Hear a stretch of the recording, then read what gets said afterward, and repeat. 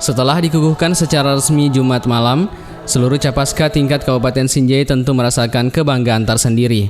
Hal itu mengingat pengukuhan ini menandakan mereka telah resmi menyandang status pasukan pengibar bendera pusaka. Yang lebih lagi merasakan kebanggaan adalah 2 dari 31 putri paskibraka ini yang mendapatkan kehormatan sekaligus tugas berat sebagai pembawa baki. Andi Reski Nabila Syahrani adalah yang beruntung mendapat tugas bergengsi tersebut. Putri dari Andi Irwan Syahrani Yusuf dan Adhayanti ini dipercaya sebagai pembawa baki pengibaran bendera. Mendapatkan tugas sebagai pembawa baki tidak pernah diduga oleh Andi Reski Nabila, meski hal itu adalah impiannya sejak lama. Awalnya saya merasa tidak percaya begitu.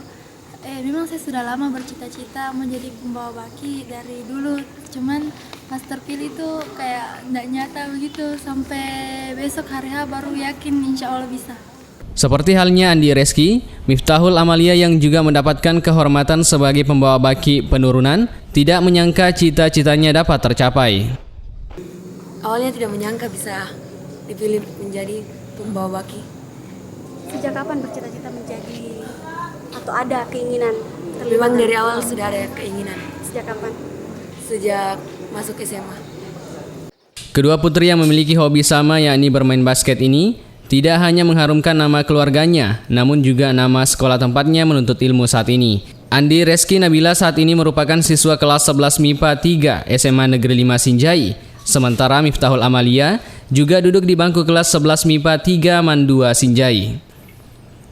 Pada tugas penting ini, Andi Reski dan Miftah dibantu oleh Afdal Ihwan sebagai pembentang, Muhammad Fadil Ashari sebagai penarik dan Muhammad Fatur Rahman sebagai pembentang tengah.